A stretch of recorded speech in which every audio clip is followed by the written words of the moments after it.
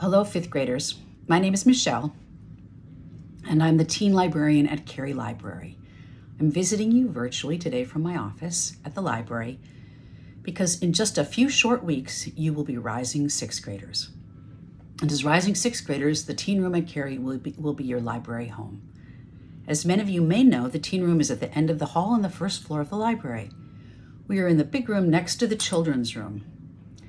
While you may have walked through the Teen Room, or even checked out books, graphic novels, and manga from here, once you are an official rising sixth grader, you can do much, much more. First of all, you can come and just hang out in the Teen Room. We have lots of books to browse, games to play, arts and crafts supplies to explore. Additionally, as rising sixth graders, you can sign up for our programs. This summer we'll have several art and cooking classes, crafternoons, movies, Dungeons and Dragons nights, and a special book tasting event just for middle schoolers. Watch for the teen summer schedule to be posted to the Cary website event calendar in just a couple weeks. As rising sixth graders, you're also welcome to join our Teen Summer Reading and Teen Summer Challenge programs. For the Teen Summer Reading program, you will set your own reading goal in Beanstack, our online reading tracker. Read at least 20 minutes a day to reach a goal of 24 hours read by the end of the summer. Or read an hour and a half every day to reach a goal of 100 hours. Think about what makes sense for you and set your target anywhere in between or beyond. At the end of the summer, come tell us about your favorite books and pick up a tote bag to help you carry home all your future volumes. If you want to do more than just read this summer, you'll also want to pick up a Teen Summer Challenge bingo card. There are 25 different activities to keep you busy, and for each completed row, column, or diagonal, you will earn $1 in book sale bucks for up to a minimum of $5. The Friends of Cary Library will be hosting a special kids and teens only book sale at the end of the summer, and your book sale bucks are your ticket to entry. Both summer programs begin on Saturday, June 24th. Check out the teen pages of our website on the 24th if you need guidance in setting up a teen account in Beanstack. Stop by the Teen Room anytime on or after the 24th to pick up your summer learning bingo card. I also wanted to share with you 6 great books located in the Teen Room collection that you might enjoy reading this summer. The first book that I wanted to share with you is The Worlds We Leave Behind by A.F. Harold and Levi Pinfold. This is an illustrated horror story. It follows best friends Hex and Tomo, and Maria and her brother Jace, and their little sister Sasha. There is also a strange, sinister old woman named Mrs. and her giant dog Leafy. The book takes place over 5 days. On the first day, Monday, Hex and Tomo journey into the woods with little Sasha tagging behind. They are all having fun, but when Hex accidentally throws a rock that causes Sasha to fall and break her arm, things begin to spin out of control pretty quickly. When Maria discovers this, she becomes enraged, and on Tuesday, she beats Hex up. And then this is where Mrs. and Leafy step in. Mrs. separately offers both Hex and Maria an opportunity for revenge. And revenge in this case is to erase the existence of someone who's harmed you. And afterwards, the world just sort of forgets and reshapes around the hole that once was that person. One of them chooses revenge. I'm not going to spill that right now. You'll have to read it to find out. But the story then continues in a rippling alternative universe. If you like creepy horror stories that have elements of fantasy and sci-fi, then you might enjoy The Worlds We Leave Behind. The next book I brought for you is a graphic novel, Just Pretend by Tori Sharp. In this memoir, the author recalls her life in the 7th and 8th grade, and the struggles that she had dealing with her divorced parents, sometimes unkind older siblings, often unsympathetic teachers, and a changing landscape of middle school friendships. Throughout these challenges, Tori, who says in the book she plans to be an author when she grows up and has become an author, manages to hold it all together by writing. She creates a fantasy world full of magic and elves and crystal amulets and evil enchantments that mirror her real life daily experiences. And the story sort of flips back and forth between these two worlds, reality and her imaginative world. So here's her real life world, and then moving into her imaginative world with dramatic shifts in color. And then she's back.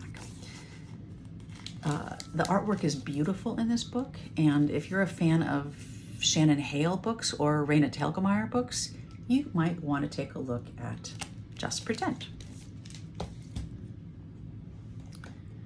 For fans of realistic fiction, I have a couple of books to share with you today. The first one is Operation Final Notice by Matthew Landis.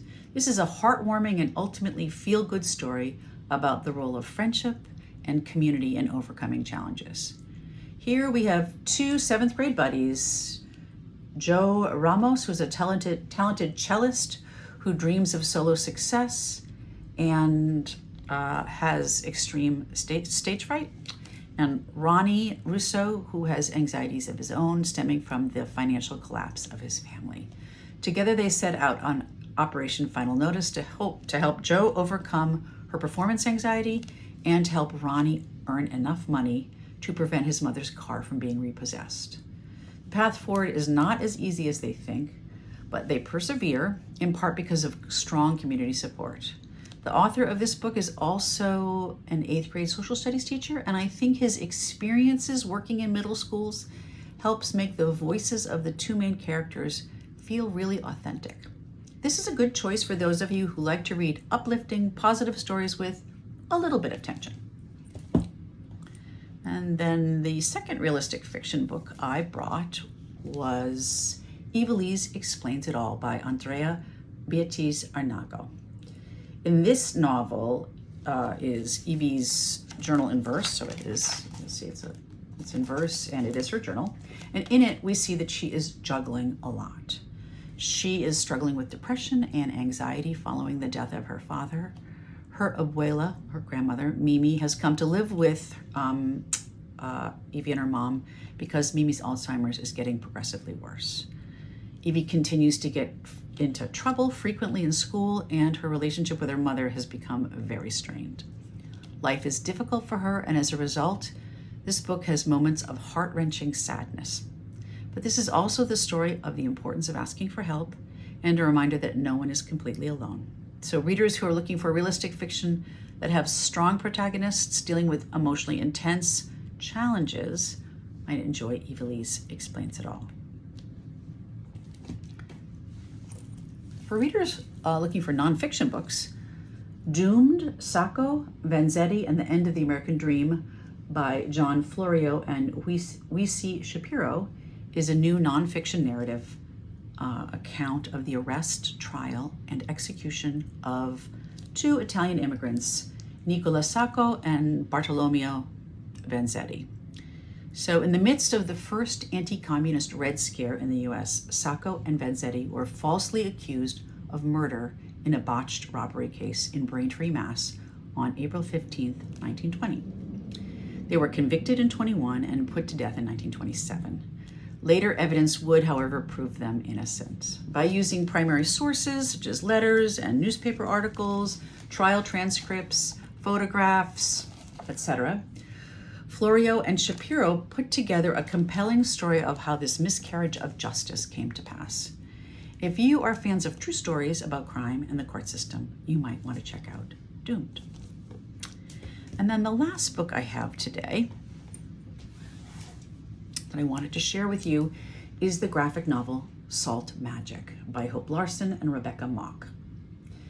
In this blend of mythical and historical fiction, 11-year-old Vaughn Seal is delighted when her brother Elber returns home to Oklahoma after World War I.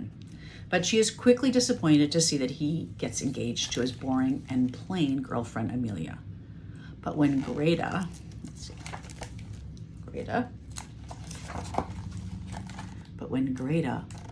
a beautiful, sophisticated woman from Elber's past, arrives in town, the story takes a strange turn.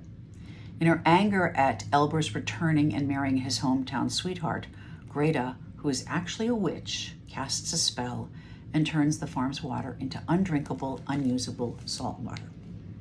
And then she disappears. When Elber falls ill from shock, Von Seal decides to set out and find Greta and make her undo the curse. Along the way to save her family, Von Seal faces witches and magic and secrets that will change her life forever.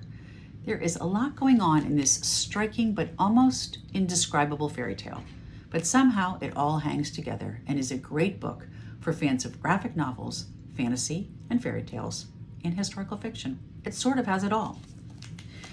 So those are my 6 recommendations for you. I hope that gives you a taste of the wide variety of books we have for you in the Teen Room.